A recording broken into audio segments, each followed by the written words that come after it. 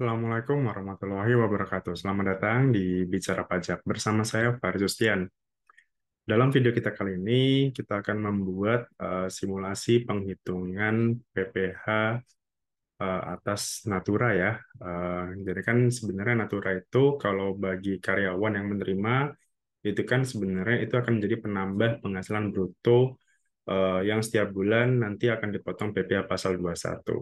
Nah, di sini simulasi di aplikasinya.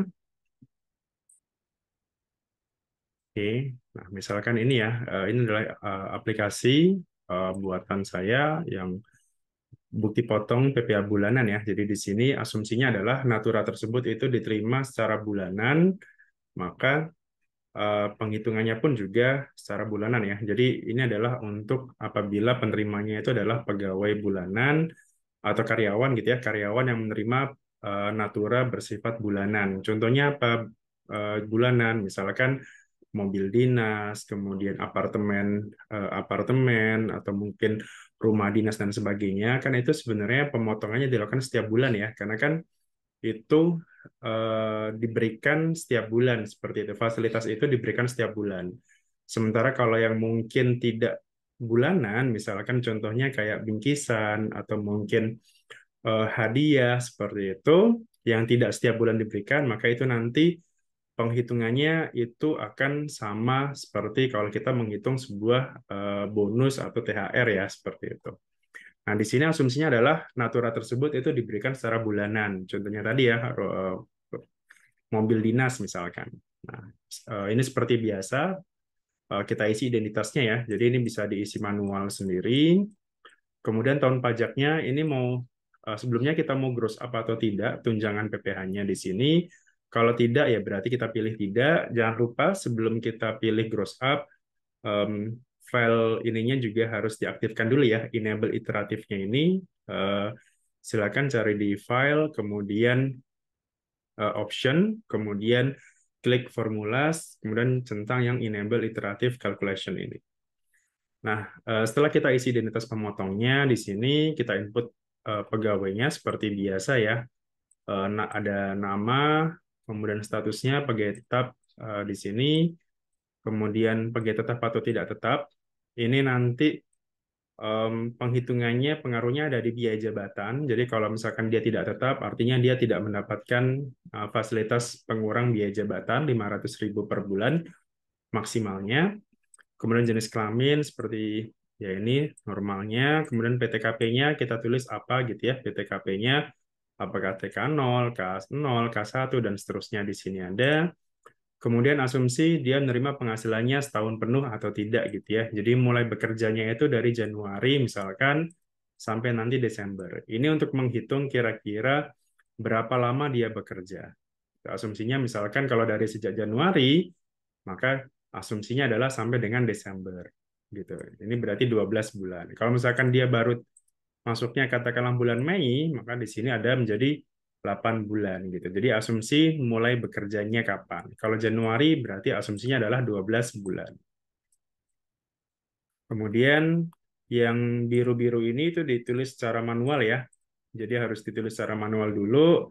Nama, ini jabatan, NPWP, alamatnya. Kemudian karyawan negara dan kode negara ini tidak perlu diisi ya. Kalau misalkan ternyata warga negara Indonesia atau WNI seperti itu.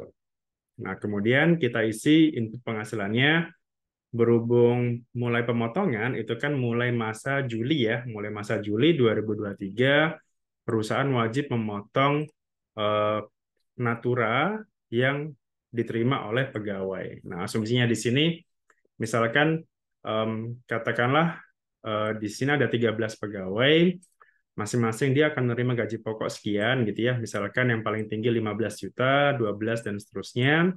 Kemudian dia juga terima tunjangan. Untuk yang warna biru ini dia tulis secara manual. Kemudian apakah ada penghasilan uang berupa uang makan, uang lembur.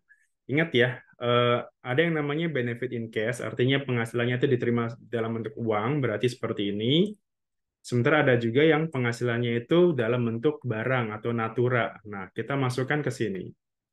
Jadi natura yang menjadi objek PPh pasal 21. Nah, di sini angkanya adalah angka yang sudah melebihi batas tertentu ya. Misalkan kan katakanlah kalau mobil itu kan maksimal adalah eh, oh sorry, misalkan apartemen gitu ya. Misalkan katakanlah seorang direktur mendapatkan fasilitas apartemen gitu. Nah, apartemen itu kan batasannya adalah 2 juta. Jadi misalkan katakanlah eh, sewa apartemennya itu tiap bulannya adalah 5 juta misalkan. Maka yang dimasukkan ke sini adalah yang menjadi objek PPh pasal 21. Artinya 5 juta tadi dikurangi dengan batasan sewanya ya, naturanya adalah 2 juta. Artinya di sini adalah 3 juta.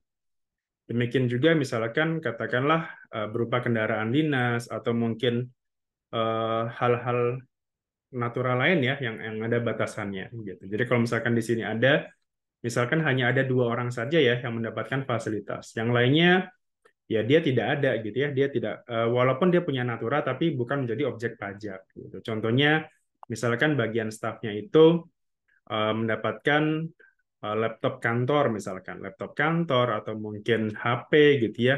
Itu kan sepanjang untuk menunjang kegiatan dia dalam dalam pekerjaan itu kan tidak kena pajak gitu ya. Gitu. Yang dikenakan itu kan terbatas pada misalkan mobil dinas, kemudian apartemen atau mungkin rumah rumah sewa gitu, itu dikenakan. Atau mungkin misalkan dapat bingkisan atau hadiah ya dengan batasan maksimal adalah 3 juta per tahun gitu. Jadi di sini asumsinya hanya ada 2 orang yang mendapatkan natura di sini. Kemudian setelah itu akan dikalkulasi secara otomatis yang berwarna kuning ini. eh, jadi penghasilan brutonya adalah total dari semua ini. Kemudian ini kita kalikan setahun ya, asumsinya 12 bulan tadi. Kemudian ini sudah, kemudian ada biaya tadi ya, kalau dia pegawai tetap maka dia mendapatkan fasilitas biaya jabatan di sini. Maksimal adalah 500.000 per tahun per bulan gitu ya. Gitu. Asumsinya ini sudah pasti ini ya. Jadi dikalikan 20. Jadi 5% kalau dikalikan 28 juta kan artinya kan lebih dari 500 kan, maka ini adalah yang kita pakai adalah 500. Kalau ternyata kurang dari 500 ya sudah ini yang dipakai. Ada juga misalkan iuran jaminan hari tua ini disesuaikan ya. Kalau misalkan perusahaannya tidak ada iuran jaminan hari tua atau tidak ada iuran jaminan pensiun misalkan, maka tidak perlu ada izin. Gitu. Jadi disesuaikan aja dengan perusahaannya. Kemudian di sini otomatis juga akan terisi penghasilan neto, berarti kan penghasilan bruto dikurangi pengurang di sini. Kemudian setelah itu ada PTKP, PTKP disesuaikan ya dengan yang ada di daftar yang awal tadi, ada TK0, K1, K2, dan seterusnya. Kemudian sampai nanti hitungannya di sini, jadi sudah otomatis semua. Sampai nanti penghasilan bruto teratur dan teratur ini adalah penghasilan brutonya ya di sini, dan ini adalah penghasilan yang sifatnya teratur dan tidak teratur tadi gitu. Jadi 3 juta ini misalkan dari penghasilan bruto sebesar 28 juta ini per bulannya sudah dipotong pajak sekian juta gitu ya. Ini sudah menggunakan tarif yang terbaru, jadi sudah menggunakan karena yang kita pilihnya tadi adalah 2023 ya. Jadi sudah menggunakan tarif yang terbaru. Oke, ini sudah. Kemudian di slip gajinya ini cuman sebatas template saja ya, boleh dipakai, boleh tidak. Tapi kalau misalkan ini sekedar membantu saja, misalkan ada take home pay-nya. Nah, take home pay ini bisa diubah sendiri, bisa dikoreksi sendiri. Take home pay di sini artinya adalah penghasilan totalnya gitu ya di sini dan dikurangi dengan natura. Kenapa natura dikurangi? Karena kan natura kan sebenarnya bukan berupa barang gitu ya, gitu. Sorry, bukan berupa uang gitu. Jadi take home pay kan normalnya adalah berupa uang gitu. Yang kita bawa ke rumah ini berapa sih nilai bersih uang kita gitu kan gitu. Setelah dikurangi potong pajak, iuran segala macamnya. Nah, artinya berarti di sini dari 28 juta ini ya berarti dikurangi dengan natura ini kan gitu. Naturanya 3 juta. Artinya yang dia terima bersih adalah sebesar 28 juta dikurangi natura yang 3 juta dikurangi dengan total potongan.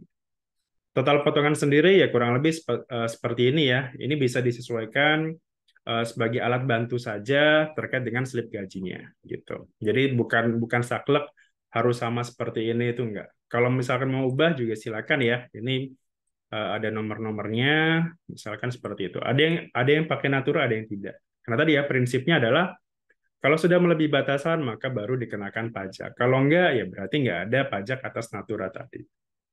Nah, kemudian dari situ ini bisa kita upload ke dalam bentuk CSV kita ya, ke ISPT-nya. Jangan lupa masa pajaknya misalkan 7 2023, kemudian ini ya jumlah brutonya kita ambil dari mana? Kita ambil dari yang ini ya, yang ujung ini. Jadi penghasilan brutonya adalah ini dan yang dipotong adalah yang ini. Jadi kita menyesuaikan yang ini. Seperti itu. Kemudian kalau misalkan ada 100 pegawai, ya berarti ini tinggal kita menyesuaikan saja. Caranya berarti ya sama ya. Kalau kita buat CSV seperti biasanya, jangan lupa klik kanan di sini, kemudian ada move or copy. Jangan lupa yang penting adalah create a copy di sini. Kemudian setelah itu simpan dalam bentuk CSV. Nah, setelah itu baru nanti tinggal kita upload saja seperti biasa. Oke, barangkali itu terkait dengan aplikasi yang mungkin sebagian juga sudah punya ya.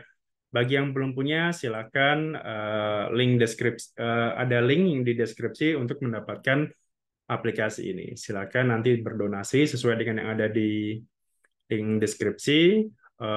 Pilihnya yang aplikasi bukti potong PPh pasal 21 bulanan.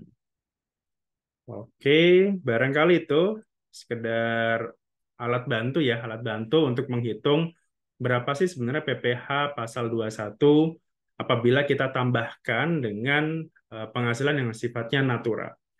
Sebenarnya tidak ada perubahan besar terkait penghitungannya, hanya memang kita tambahkan lagi tadi ya, ada satu item lagi namanya natura yang menjadi objek pajak. Jadi tidak semua natura itu menjadi objek pajak, tapi ada yang mendapatkan batasan tertentu tadi. Gitu. Jadi kalau sudah melebihi batas tertentu tadi, maka silakan itu dijumlahkan dengan penghasilan bruto di PPh pasal 21 seperti biasanya. Dari situ silakan dihitung secara otomatis, kemudian nanti akan dapat angka berapa sih total penghasilan yang dipotong PPh pasal 21-nya. Seperti itu. Kurang lebih penjelasannya, mohon maaf kalau ada kekurangan. Sekali lagi kalau membutuhkan aplikasi yang tadi, silakan ada di kolom deskripsi ya, silakan klik link yang ada di bawah. Kemudian silakan berdonasi sesuai dengan aplikasi yang diminta. Seperti itu dari saya terima kasih. Selamat malam. Assalamualaikum warahmatullahi wabarakatuh.